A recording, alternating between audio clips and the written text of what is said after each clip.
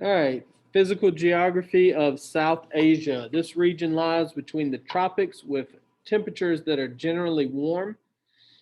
Climatic regions ranging from the low to middle latitude climates. So closer to the equator means it's warmer.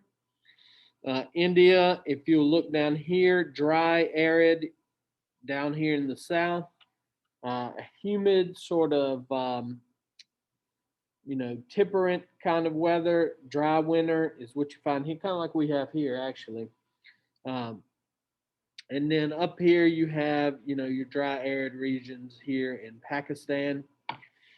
There's a reason for that. We'll look at some of the seasonal things that happen in this area as we go along. Monsoons are seasonal winds that bring intense rainfall during part of the years. During the summer, you have your wet monsoons, which is odd because that's what typically when I was young, I always thought monsoon meant wet monsoons, a lot of rain. Wind blows northward from the Indian Ocean, bringing lots and lots of rain like you wouldn't believe. Um, in Forrest Gump, there was a great scene where he talks about the rain. He said it just rained all the time. There was fat rain, skinny rain. You know, literally it rains 100 inches per year. Heavy, heavy rains. Lots of flooding, lots of crazy stuff going on during that time.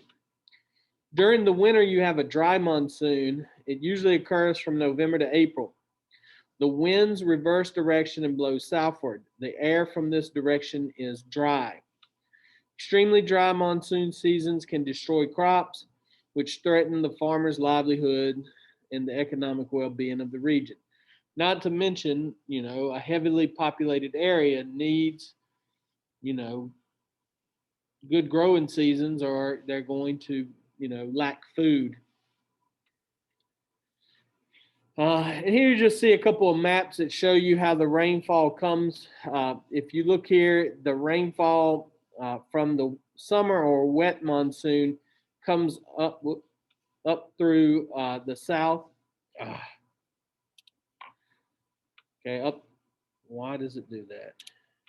Up through the south here and into all of India, where the dry monsoon comes this way, and you'll notice that through October, you might have over 40 inches of rainfall, which is a whole lot. And then as the time goes through the dry monsoon, you have under five in most of the area. So you can have over 40, 20 to 40 here, lots of rain. Then all of a sudden, you're going to have less than 5 inches um, through this November through April, roughly a quarter or 4 months. Which is winter? Which is summer? Well, your summer monsoon is going to be the rain that you see there, the little girl holding on to that umbrella, while the uh, winter is this one. It doesn't look like it, it dries things up. Their winter isn't like what you would consider our winter, by the way.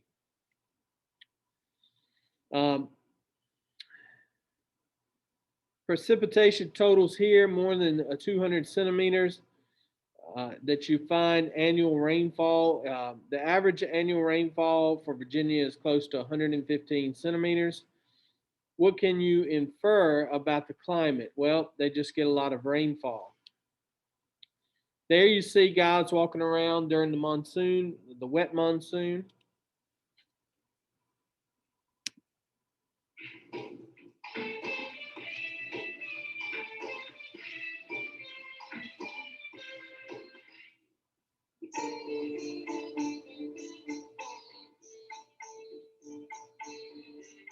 It is perhaps India's most precious commodity. It inspires legends and poetry, dance and song. Water. It is a powerful symbol of life in South Asia, and for good reason. In a land that relies heavily on agriculture, the chronic lack of rain is a constant hardship. Water is only used for the absolute essentials, but even then, it is hard to come by. In Rajasthan, these women walk 3 miles to bring water to their village. By May, the wells are almost dry. India anxiously awaits the summer monsoon with its 3 months of life-giving rain. Only a good and timely monsoon can ward off the specters of drought and famine. While meteorologists try to predict its exact arrival, the rest of India makes last-minute preparations. Along the coast, fishermen make their final trips before being ordered ashore for the season. In the villages, umbrella menders ply their trade. In Calcutta, workers ready ancient sewers for the deluge.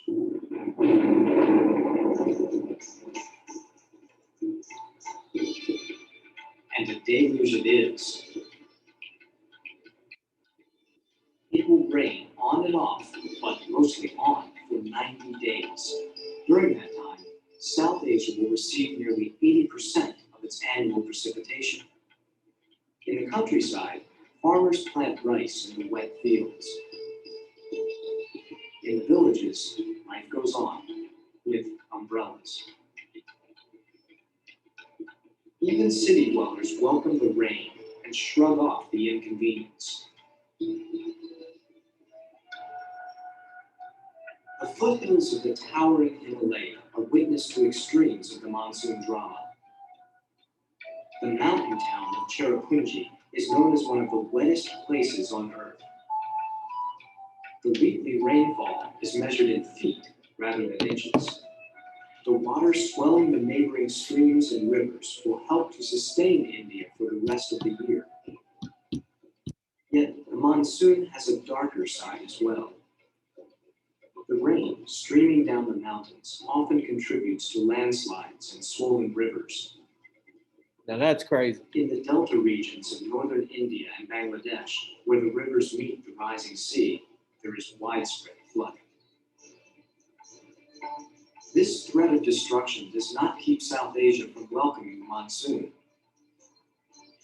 For the people, the rains provide not just an end to parched earth and dry wells, but also a tonic for the soul. Right. Natural hazards of the wet monsoon is definitely flooding, typhoons, volcanic eruptions, earthquakes, and tsunamis. Uh, Tsunamis are really too in South Asia, Southeast Asia, Thailand. One tsunami hit Thailand. I can't remember if they estimate killed like 80,000 people. A tsunami is extremely dangerous.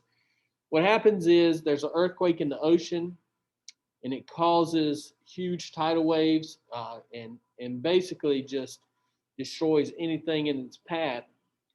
The weird thing is how it looks, because if you're on the beach and the water all of a sudden recedes for a long ways, you need to run, because that means it's a tsunami that's coming in, and that water's all coming back with force.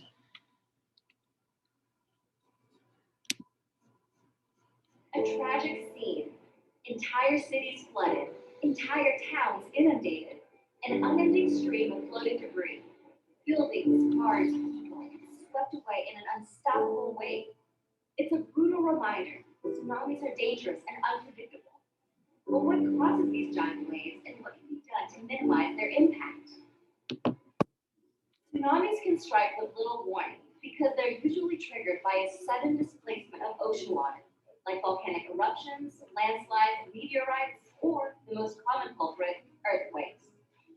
In the deep ocean, a typical tsunami wave is barely noticeable and poses little threat. But the waves can spread out thousands of miles, rolling across the ocean at speeds up to 600 miles per hour. As the rolling water reaches the shoreline, the wave's friction against the shallower floor slows it down and raises its height. By the time it reaches the shore, the wave can be as tall as 100 feet. Unlike ordinary waves, a tsunami wave doesn't crest and break. Instead, it moves forward like a solid wall of water that crashes over the coastline, obliterating almost everything in its path. And just when you think the danger is over, it recedes, dragging everything back to the ocean. Tsunamis have multiple waves, which can continue to hit the shore for several hours, causing even more destruction. The word tsunami originates from Japan, a country that sits on a geographic location that makes it an easy target for these natural They had a disasters. bad one recently too. In 2011, it was struck by a tsunami that claimed nearly 16,000 lives. But the deadliest tsunami in history is believed to be the Indian Ocean tsunami of 2004. The U.S. Geological Survey estimated that tsunami released the energy equivalent of 23,000 Hiroshima-type atomic bombs. An earthquake created an estimated 600-mile rupture on the ocean floor. This caused the tsunami to form and then travel at the speed of a jetliner, reaching over 11 countries, traveling over 3,000 miles, That's the one. killing more than 220,000 Ooh, people. 220,000. Because they can strike so quickly with such deadly force, tsunami warning centers around the globe are on constant alert, monitoring underwater earthquakes large enough to trigger massive waves. Their ultimate goal is to alert vulnerable coastlines and give residents time to seek higher ground before a tsunami hits. All right, physical geography and resources. Resources in South Asia include India's huge coal deposits, Sri Lanka's precious, semi-precious stones, and an abundance of arable land, or what we call farmable land. Most important natural resource is South Asia's arable land, which feeds 1.5 billion people. That's why those rains and eventually the crops that grow in India are very important. The Green Revolution, in spite of vast farmland, India is kind of a dry place and has weird like weather patterns. So they often suffer very terrible famines or droughts. Improvements were made in the 1950s and 60s. Farmers started using new seeds, these seeds at Monsanto that they tell you are bad for you, GMOs and stuff like that. To grow wheat, crop yields increased. And because of this increased production of rice, fruit, sugarcane, vegetables, this is called the Green Revolution. If you look too, it says in the 1950s when it starts, food grain production was 50, and now or at least in 2012, they have increased that number to 250 million metric tons of food grain production. 6 tons back then in 1950, up to 94 in 2012. Okay, so that's pretty impressive numbers. However, GMOs and things like that do cause some kind of problems. Those problems are most of the high yield seeds require more fertilizer, therefore they're more expensive. Irrigation, pesticides. They use a pesticide that, in fact, the new seeds, stuff that Monsanto and GMOs, they use a seed that you can pretty much spray with any kind of poison you want and it won't kill it. Okay, it kills the bugs, but it won't kill the plant. So these pesticides also are sold by guess who? The same people that make the what? The seeds. So like Monsanto makes their money by giving you these genetically modified seeds. And then they're like, here, we've got the pesticide you can spray on this that won't kill it, but will kill the bugs, and it makes it much more expensive. So wealthy farmers who could afford this kind of stuff were brought in by Monsanto and places like that, and then, you have what you have. You have a lot of pollution, okay? Rain wash these fertilizers, pesticides into the rivers. That's why the rivers are dangerous. Should not drink out of them. One thing that is happening today, South Asian governments and farmers are developing methods that are sustainable to decrease the damage to the environment, like using manure for fertilizer, practicing crop rotation, Crop rotation means after you grow a couple of crops, you grow another crop, but you just till it into the ground so that you replenish the nutrients into that soil. All right, Southeast Asia island nations. 5 countries in Southeast Asia are islands: Indonesia, Singapore, Brunei, East Timor, and the Philippines. Geographic conditions on the islands affect the settlement. Mountains and water barriers have given rise to isolated cultures with distinct figures.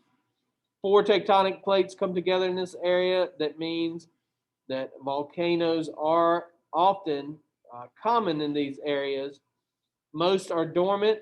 Volcanic ash makes for great soil to grow food. Indonesia consists of thousands of islands, largest in both land and population.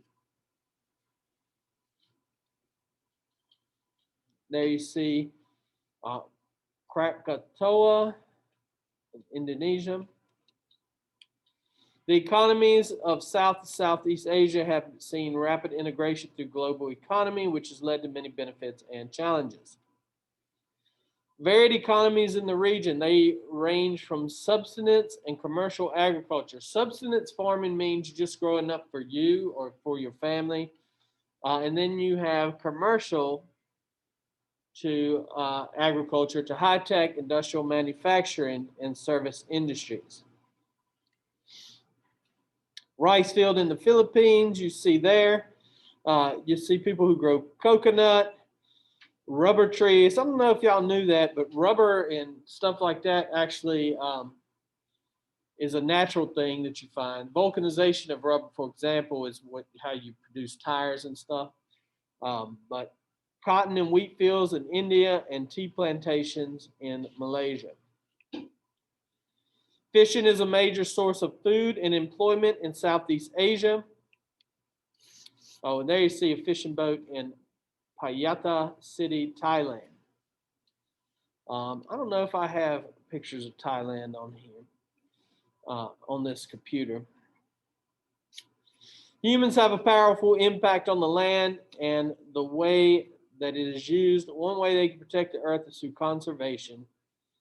Efforts to protect tigers and Asian elephants. Now, I will say this, when you go to Thailand, and there's this hill, and I do think I got pictures of that on here, but it's called Big Buddha, and you go up the hill. A lot of people run Big Buddha. It's a mini mountain. It's really tough. Hopefully I can show you a video of that. It's really tough though. Running Big Buddha is a cool thing for people who are fit to do, but I'm not about that life. So, you know, when you're going up that hill, though, I did go up it, you'll see there's like elephants and people are using like you can get an elephant ride in Thailand pretty much on the side of the road. They got to do something about some of this stuff though, because I don't know how well the elephants are. A lot of times the elephants know people been mean to them and then they tear people up, stomp them and stuff, and destroy stuff. But anyway, one of the main problems you have is preserving the marine ecosystems in the Maldives, because if you don't, you know, you're going to lose a lot of the fishing. You're going to lose a lot of the you know, wonderful marine life that lives there, basically because people can't stop polluting the water. The Ganges, we've seen videos of how disgusting it is. Contamination from raw sewage and industrial waste has caused so much pollution that scientists refer to parts of the river as dead because they can't support plant or animal life whatsoever. The Ganges used to be a place where people fished and caught stuff, and you know, it was just like an extremely important waterway. Local non-governmental organizations are helping to reverse the damage, but my God, what in the world is the government doing? Nothing. Remember the video, they kept saying, you know, the government will try to help people, give them toilets and stuff, but they still poop in the streets. I mean, this is a crazy place to me. The government has to institute things that say you can't pollute here. You can't empty your sewage water into the river. It will take some time to clean it. Eventually you'll clean it because, you know, the waterways will eventually cycle through. But you can't let people keep dumping stuff in there if you expect it to be. And I am no big environmentalist. People harp on the United States. The United States has very, very rigid laws on, you know, don't dump your garbage in rivers and streams and places that it doesn't belong. Has it been done before? Sure. You look at Chesapeake Bay, that's a huge living, breathing disaster. That's why we have laws that prohibit us from doing that sort of thing. I mean, if you want nice stuff, you can't just poop on it. South Asia is characterized by cultural and religious diversity. Vast differences in physical geography cause isolation and force populations to adapt to their environment, causing a blend of different cultures and traditions. Indus River Valley civilization, ancient civilization located in which is modern day Pakistan and northwest India. Site was located along the fertile floodplain of the Indus River. This is where Indian civilization started. If you look right here, like Mohenjo-daro, you know, early cities are well planned, very, very architecturally impressive for people of that time period. In fact, they think aliens did this. This one I don't know about. I know, you know, other stuff, aliens probably did it, but anyway. Hindu religion is born here. Hinduism is probably the most fascinating religion of all of them. This is where you see Indo-Aryan migration. So Indo-Aryans that lived in this area of Asia, Caucasian type people came through the Indus River Valley, through the Hindu Kush Mountains in a place called the Khyber Pass and wound up here in India. And they brought with them the Vedas, they brought with them what will become the big religion of Hinduism. Here's Mohenjo-daro. Unavailable. All right, unavailable. All right, so historic empires, the Mauryan Empire, very efficient, organized government. One of the most interesting people in all of India is Asoka. He was their greatest ruler. The reason he's so special is his story is unique. So he was a general, and he was basically best known for warfare. And he was expanding the empire. Okay, expanding his empire, and he was going through, and he was killing people. And you know, when you fight in wars, what people don't realize, so a lot of times war is glorified, but you know, even more back then. I mean, we could kill lots more people today with technology, but back then it was real personal. You know, face to face in a lot of cases. You did have bow and arrows, but you had people fighting with swords and hacking each other's heads off, and you know, just killing each other in horrible ways. So as he was conquering this land, he was going through and seeing all of the destruction and all of the death and all of the bad things he caused. And he felt guilty. So he converts to Buddhism and becomes a Buddhist and says, this is wrong, and I'm going to start being a nonviolent person, a nonviolent emperor. And so because of him, Buddhism starts in India, but it spreads all the way into China and Tibet and places like that because of this guy. All right, so he spread Buddhism all across Asia, Southeast Asia, and it really changed his life. He changed the course because, you know, in India, Hinduism is the primary religion, but in China, China technically religion is banned, but Buddhism is the main religion in Southeast Asia and China, even like Thailand. He built many stupas, Buddhist religious structures. The Gupta Empire began in the Ganges River Valley. Their leaders were Hindu. They made advancements in metalworking literature, mathematics, and astronomy. Then you have the Mughal Empire that you'll learn about in World 2. They were Muslims who came through this north area and they developed a large empire through military conquest. One of their main contributions is the building of the Taj Mahal. All right, just to give you an idea though, the guy who had the Taj Mahal built, after it was built, he cut off the hands of everyone who built the Taj Mahal. So he said he never wanted anyone to build anything like that again.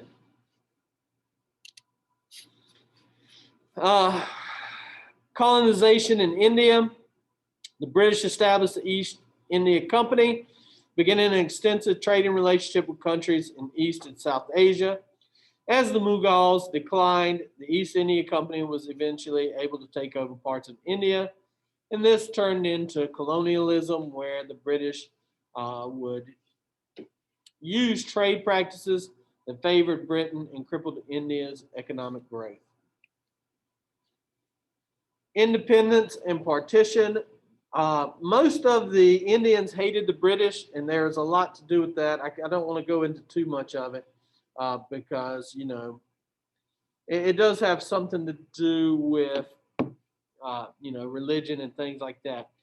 But India's move towards independence began in the 1880s, but increased in the 1930s under this guy, Mohandas Gandhi. He advocated for civil disobedience. This is the same thing, you know, Martin Luther King Jr. followed this man's lead, where he was like nonviolent protest, civil disobedience against the disobeying of laws against the British. At the same time, India faced conflict between Hindus and Muslims. 1947, British Parliament passed the Indian Independence Act, which split British India into India, Pakistan, and Bangladesh. All right. The largest democracy today is India. India is very interested in that way. It gained independence in 1949, drafted a constitution that created a democracy. It's very similar to ours. It's more of a republic. It is 3 branches: legislative, executive, and judicial. India's parliament is the legislative branch for the government. It has 2 houses, much like our Congress. India has a president, but the prime minister has most of the political power, kind of like Britain. Areas of extremely dense and sparse population. So you have most of your people living in, you know, large urban or, you know, cities that are overcrowded, while villages usually support only a small group of people. All right, contrast between rural and urban areas. And you see the huge city here, and you see the huts here where poor people live. And poor people live in the city too.